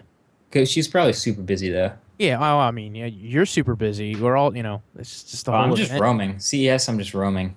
It's looking fun for though. cool stuff. It's so much fun. Yeah. Well, I know that Omar from now Geekster Labs used to be buy me an iPhone. He's been talking about doing a YouTube get together and meet up and whatnot. So hopefully that's something that you can attend and whatnot. I'm depending on what everybody's schedule is. Yeah. So that'll be something that'll be really cool as far as that goes. So what do you have planned that you can talk about coming up? Any special videos? Ooh. Anything you're looking forward to? If that's not a question Can I that you want to answer, anything that you're looking forward to coming out? Can I screen share in Skype? Will that work? I think think you so. can. Is there a button for that? Oh, share screen. All right, hold on. I gotta fire up this hard drive. Matt's over there freaking out like, No, Matt, just leave it the way it is right now. I think it'll just change this video to my screen. We'll see Yeah, what it happens. should. Okay, if it doesn't blow up. I will use screen sharing to tease some stuff. Like, Oh, this is- I've been branching out into things that aren't necessarily phones and tablets, as we know. Yes. I don't want to box myself in, You but shouldn't. I box myself out, and I try new shit with like cars and TVs and headphones or whatever else. I say whatever has an on button is game. I'll stick with that. Yeah, absolutely. Where's this hard drive? There we go. this R3D folder. This is a folder with 400 gigs of footage from one location. Holy cow. And I'm trying to find the shot because there's one shot. Uh-oh, here we go. All right, guys, this is an exclusive sneak peek. Sneak peek here. I'm Everybody getting get your close. screenshots ready. This better not be a GoPro on a cat. I'm gonna be This is like, the come shot, on, guys. Marquez. I like that video. No, it was that good. I thought that was hilarious. Oh, here it is. All right. Oh, This is on my like RAID array, so it might not. Oh my god, I love this camera. All right. that's awesome. Now, when I screen share, is it going to do the whole thing or just? I Let me don't try know. it. That's actually a good question. It should do the whole thing. Yeah, it Oh, might it's show gonna your ask whole. me. It might show your whole monitor. Share a window. There you go. Share a window. It's just like Wirecast. There it is. That's a yeah. Is that working? Whoa, It's- yeah, it is. BMW. But it's like another video feed, so I don't know if you still see me or if you just see. No, I It's just just a Here's the screen. car. yeah, Okay. we just see the car. Yeah, that happened. So that's happening later. Wow. Is that a BMW? Yeah. Maybe stop. Yeah. Perhaps. So Oh. stuff like that on location, just messing around with fun technology, Look at and that. obviously, yeah, there will be more smartphone reviews and tablets and stuff like that. But Have you Also- made it to the Tesla facility? yeah, I did actually. Yeah, I have. Let me see. I thought you were getting a Tesla. I have no place to charge it at the moment. I have well, it was shot with the C100, so I have 20 gigs of footage from the Tesla factory, and I'm trying to figure out a way to compellingly put that into a video. Maybe it'll just be a tour, maybe it'll be something That'll- alongside something else. But I have, yeah, there's a folder called Tesla, there's a folder called i8, and there are some other folders too. Absolutely awesome. Nice. That's Yeah. cool. Hey, that'll actually be really cool to see. I'm excited for you to be able to do that. And I just want to say, Matt, I saw the footage in the room, and that was awesome. Thank you very, very Yeah, much. good job. Working on it, working on the ball. I love this guy. Your dollar's coming back to you now. The dollar is coming back to you. So let's dig into a little bit of the tech that you use. I mean, obviously, a lot of the things that you review and that you do, you know, are stuff that you're working through and you're testing it out. What's your favorite thing on your desk that you know that you're using that you absolutely love? Oh, that's tough. I'm just throwing that out there. It's just, My Mac is on my desk, but I'm gonna say my camera because it's technically on my desk too. there you go. The camera would take top. Actually, the glass, the Sigma 18 to 35. I know Tomas and I have geeked Oh. out over this. I keep hearing about that. Easily my favorite lens ever. I wish it had optical image stabilization. If it did, I would never use any other lens again. Right. It's that good. I have a 70 to 200, but that's like, if I actually need a zoom. But Right. 18 to 35 cannot go wrong. Yeah, so I have I don't know I have the Mac Pro on my desk. I have these monitors. Here's a weird thing. I don't know if you can. Is that a That's the- colorware? That is it's a colorware black. I wish it was matte black, but it's like a jet gloss black, but it's a black Apple keyboard and it matches the other stuff on my desk. I like that a lot. Nice. People say, why don't you have a mechanical keyboard? I'm like, I really like the Apple keyboard. I typed a 5-page essay today in a couple hours because I can type really well on this keyboard. No, I understand you there. I can do the same thing. You still Yeah. have the MacBook Pro that you had done Mhm. through them. That Yeah. thing is pretty badass. Yeah, it's in my backpack right now, but like that thing has held up really well. The paint hasn't scratched or anything, and like Nice. the way they do the cutout logo on the back, I thought that would be the least durable part, but that also seems to be it's holding up just fine. So that's pretty cool. Nice. Well, that logo D-Brands Justin did. D-Brands had Yeah, him that was do that. amazing. That Yeah. is sick. that was was for your awesome. birthday. And that's another thing I don't like have room to hang. Like you can see I have these are both 2 foot by 2 foot ones. There's a Daft Punk one and the Facet one. yeah. But yeah. the one that they sent me was 30 inches by 30 inches. So it's like getting to that, and it's metal, so it's still heavy. Oh, So that's it's getting to sweet. that point where I don't know if I can hang that here. Wow. Yeah. Larry showed me was that a print, Larry, that you got? Yeah, it's the one him and Justin and Marquez signed. I'm looking up at it right now. It's Oh, over on my dude. desk. Dude, I signed that while my hand was. I know it looks like a child wrote that, but I wrote that with my left hand, and that was one of the first things I wrote with my left hand. Oh, I'm that's I'm awesome. just glad it's signed on the front. I know originally you guys were talking about, or Justin was talking about signing the back, and I had tweeted, and somebody's like, "Oh no, you always sign on the back because you don't." And I'm like, "No, I want it in the front. I would much rather be in the front." And I got it, and I'm like, "Oh, thank God it's in the front."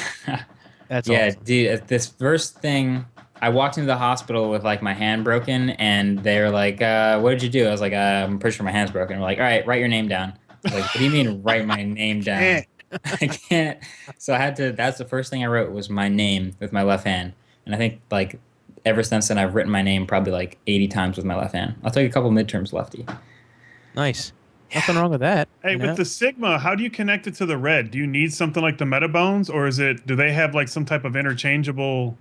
Yeah, they have a mount system where I can take 4 screws out and put a Nikon mount on, put a Canon mount on, put a Leica mount on, whatever. So I have a Canon mount on right now, and then the Sigma for Canon. Yes, so they Nice. better have mounts for everything for that thing, the money that you pay. Yeah.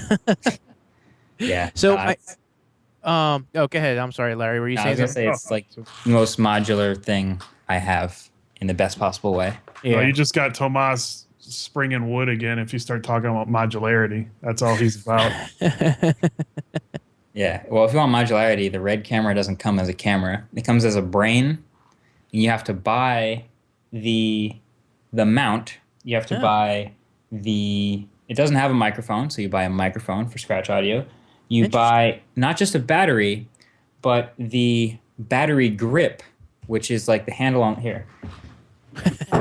Yeah, bring that This bit, boy. handle on the side does not come with the camera. You purchase this handle, and then inside you put the battery. And the larger batteries on the back, you need to buy this module to attach to the camera, to attach the battery to the module to the camera. You don't just put in media, you buy this side SSD reader separately from the brain. Oh my god. You screw that in, and then you attach the SSD into the reader, into the brain. The monitor, the handle, everything on top, you buy... Okay, so I bought this piece of metal to attach to this handle to attach to this monitor. You buy the cable separately. It's the most modular thing ever. Holy cow. That doesn't look as big as for some reason, I thought it was a lot bigger. Maybe it's Yeah. the pictures that you take, that like Just right the angle. over it makes it looks a lot bigger Yeah. than that. No, it's a little. So the C100 is like a very tall camera. This is actually Yes. shorter than the C100, but it's like a box basically. It's like a computer that happens to have a camera sensor. I tell you what, seeing that C100 when John had it at CES a couple years ago, it's just a badass. It's just as badass looking as that. That's You know- why I put the handle on top. Because I love having that handle and you can just grip it around. Yeah. The audio on this thing is like a disaster. It's totally. If I wanted to do like the same sort of a setup as the C100, I'd be building like 9, 10 more things out of the thing. So Is that modularity can be good or bad, but Is that disappointing that the audio is what it is on that? it hasn't been yet.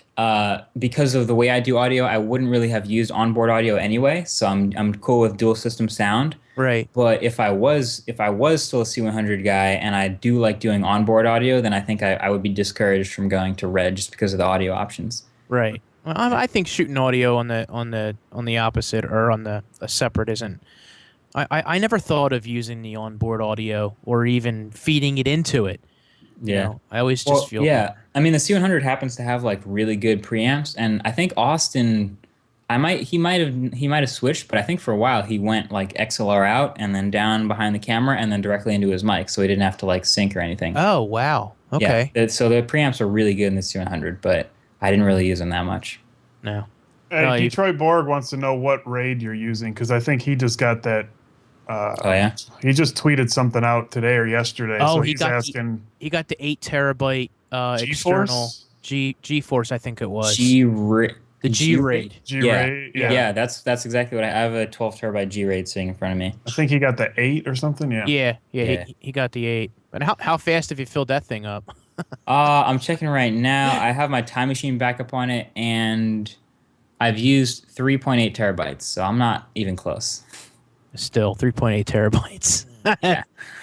Do you go through and delete anything, or are you just going to keep taking that stuff and pulling it for storage? I don't keep raw footage, but I keep the final video from every project. So yes. my video archive is the last 128 videos, and that is 1.2 terabytes. So that's math. I don't, and then I have a couple of the folders that I'm going to bring in locally. The thing is, the Mac Pro has a 1 terabyte SSD. So if I have 500 gigs of footage, I can't bring it all onto. I can't have like several projects at once on this SSD. So I have to offload them onto the RAID until I decide to work on them. Right. Because I've already used like 400 something gigs on the Mac Pro. So. Well, do you feel that slows you down because of the size of the footage that you have on that? It hasn't. I mean, the little this is the. I'll show you the card reader for the SSDs in the Mac or the Red. Okay. And they plug in via USB 3.0 in the back, and they import at like the same rate or same amount of time that like an SD card would. So if I had like 10 gigs from the C100, that imports in the same amount of time as 200 gigs from the SSD. Wow. So it as far as like time, it hasn't actually slowed me down at all. It's just like it happens to be a lot more data. Nice. Yeah. Okay. All right, last question from Detroit Borg. Mike, you probably have Marquez's number. It's, Yeah, I know, really. RAID 0 or RAID 1? Mine, let me double check. I want to say RAID 0, but I need to look at my Amazon history. That's the only way Tomas would probably say that you should go. Yo, you got to RAID 0 that thing. Well, it wouldn't matter. Whatever. Tomas has got his. Tomas is. Oh man, we had a conversation about today about. I mentioned that I use a RAID 0. RAID 0. RAID 0. I use a Thunderbolt external hard drive, and he's like, "Oh, what's the point of that? That's not that fast. You should just." And I'm like, "Okay, it works. It works. It's what I can afford. It's what I have. It's what I'm using." Yeah, but if you did, stop.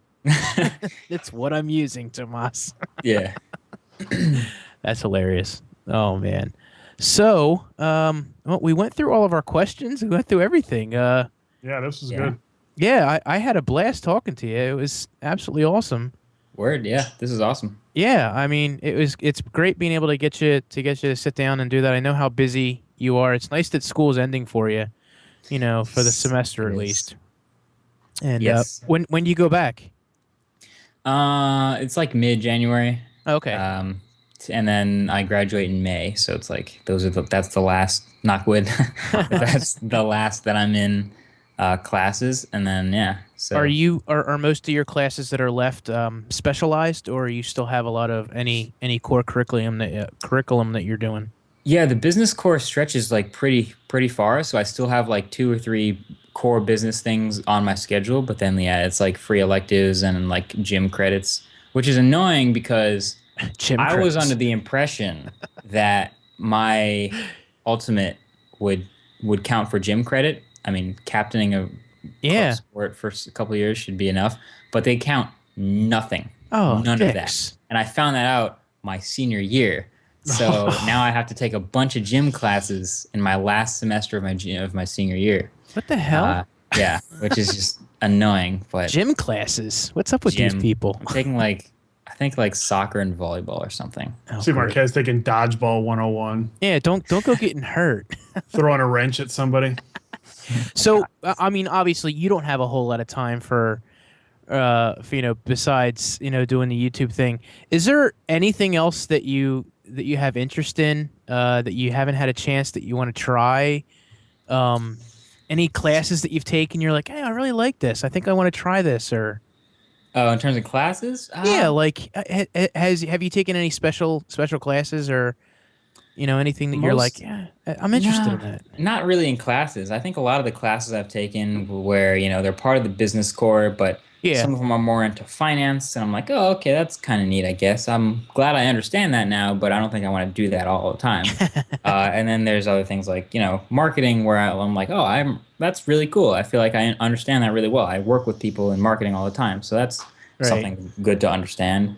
So there's little other like spurs off of business that are cool, but I feel like That's about it. yeah, that's there's math and there's IT and there's very distant cousins of business, but nah. Would you ever like as far as the whole YouTube thing and just the idea of starting out being on camera to do all that and the idea of shooting, the idea of capturing the audio and the idea of editing and all that, is there a point in the process that you could sit there and go, you know what, I could do this all day and be happy? You know, not even be on camera. Did you ever think about the idea of just strictly being an editor somewhere, i.e., Yeah. The Verge? I like being behind the camera a lot, and I also like being the editor a lot. Which is why I was like, when I was with those like Austin and John, like doing those videos, like I would just take any opportunity to like be behind the camera and be like, "Do you need this angle? Yeah, you need this angle? Yeah, you want this angle here too? Yeah, I got that." So yeah, that kind of stuff is fun. But yeah, I enjoy enough of the process, all of it, Right. that I'm happy to do the whole thing every time. Right. Oh, I know. Obviously, I mean, Yeah. you get to see the finished product and whatnot. Yeah, but like I spend the most time, if you want to like in terms of like looking up how to do stuff and like tweaking and editing with stuff like that. It's definitely the editing process. Color correction. Yeah. That's the one thing where I want to see what it would be like to hire a colorist and see what happens to that video. So Right. like I do the whole video, I leave it in red log film, it's not colored at all, and I'm like, colorist, make it happen and see what happens. Like I want to see what that would look like at the end of the process. But You could start off by sending some footage to Marco Hannah. I probably should, dude. Marco wouldn't know what to do. He uses Final Cut. Oh. Final Cut still handles R3Ds. It's like the way there's so many ways. The thing about okay, so there's a plugin I use in Premiere called Colorista 2. Right. And it's a beast of a suite. Like there's keying, there's matte, there's power masks, there's all sorts of stuff like that. And I tweak with like a new feature every time I edit with weird stuff. But like the fact that it taps into the R3D, so if I bring down the highlights in Colorista, it reaches into the raw data and pulls down the actual highlights instead of just making the bright whites less white. Right. Actually, like if there's a blown out window and I drag down the highlights in Colorista, it brings in what's out that window. So like all that data that it taps into just blows my mind whenever I start to tweak with like the colors of certain things. Like I can change. If you look at the the smartphone award video or whatever, Yeah. the color of my shirt, I have a power mask around just my shirt, and I adjusted the hue of just my shirt to be Really? the red that I wanted it to. I could change that to a blue shirt if I wanted it to, but I was just changing the color just to mess with it, just to see what it would be like. See, now that's something that I want. And Marco said Yeah. stuff about that with Final Cut and different things. I'm supposed to get with him at some point to get a little tutorial, but we haven't got together yet. Yeah, there is a really good video I shared I want to say like 2 months ago, it was a couple weeks ago, of someone who went just full into that. This is editing like a beauty commercial. So Yeah. essentially they changed like the eye color, they added makeup, they changed the hair color, they added lights, they colored like each vase in the background to look Oh yeah, you correct. tweeted that, didn't you? Yeah, think yeah, I watched shared it. Yeah. Yeah, like everything was on point, and that is one of the most like inspiring things that I've watched in like the last couple months. Like that kind That's of stuff, that's crazy. So Yeah. like I said, like handing off a video to a colorist just to blow my mind, I feel like it's crazy. Do you somebody's like in the room. I want an MKBHD shirt. Are you releasing gear when you drop this when you open the site? Yeah. Yeah? Yeah. It's not. There's an email I have not opened yet with some potential shirt designs. So yes. Are you working with Justin by chance? I should be, right? I'm working Come with on, a couple of Marquez. guys. I'm working with a couple He's of got guys. and something there because he looked You know what? right Now at that the you closet. mentioned. Yeah. What now, do you got in the closet? now that you've mentioned working with Justin, I feel like when I look at these designs, and if I like them a lot, I'll probably work with them more. But if I don't like them, I'll probably get in contact with Justin. We'll see what happens. Oh man. But like the company that I'm working with now is like really good at this. And I Oh, teased okay. a shirt. I teased a shirt earlier. which was just the logo basically, which was like, yeah, anyone can do that. I don't know if I'd wear that, but like just getting like print started and see what it looks like, testing quality. That'd be cool. Because I want to, if I'm going to sell a shirt, I want it to be something I would wear, kind of like I make videos I would want to watch. So Yeah. hopefully the email that I open after the show blows my mind too. Well, that'll be awesome to see. That would really be cool. Yeah. Awesome. Well, I guess this is a really good point to end it. Larry, if there's anything else that I'm going to take a second and not apologize to Marquez because I don't think I've ever pissed him off. But No, I don't think you have. I'm going to say, because we have a lot of people watching, and this has nothing to do with Marquez, but myself, Mike, Tomas, and the two Carloses, Premier Reviewer, Mobile Carlos, have done a video, all of us on each channel, and it's to help Toys for Tots. So if anybody would check that out, you hashtag drop a toy on Twitter, and we're going to do a video on Christmas showing everybody that actually submitted a picture showing them donating a toy or donating online to Toys for Tots. So we haven't really had much traffic with it, but there's been a few, and we're happy about that. But the more we can get, the more helping kids out this time of year is extremely important to me personally, but to all of us individually. So Definitely. Anyways, just check that out. Yeah. Word. Okay. Gotcha. Thank Well, I you. wasn't talking to Marquez, but if you would check it out. Well, yeah, everyone else as I was well. sort Yeah, of everyone putting who's it out watching should do that too. Yeah.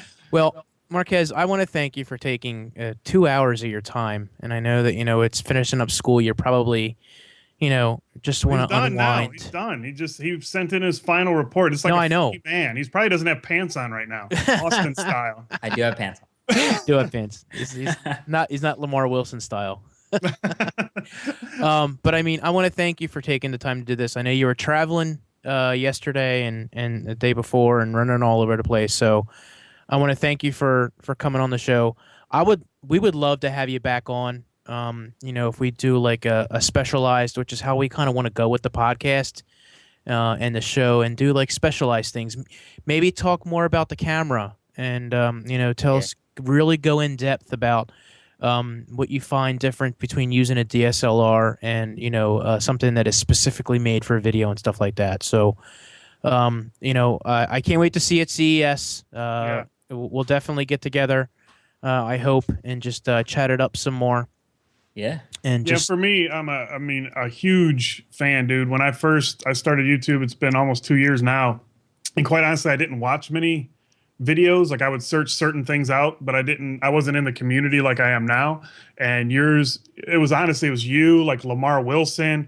There's quite a few that just at first really got me and really are super inspiring, which is really odd for me to be like 38 years old and tell a 21-year-old man that he really inspires me. But I don't think it matters. Like, age is not a factor in what you do. And I think it's impressive what you do. And I'm really impressed and inspired by the content that you create and what I see as you being as a man and as a person. So kudos for that. And I'm a big fan, man. Thank you. I appreciate that. And definitely keep up the good work, Marquez. I mean, it's... Yeah, I would hate to see you go down after this podcast, because then it would be really shitty to spend so much time with you. Would make me feel really bad. Like, remember that Marquez guy? Like, I can't believe you had him on. Good Lord. People We're going to have surprised. Justin on next week.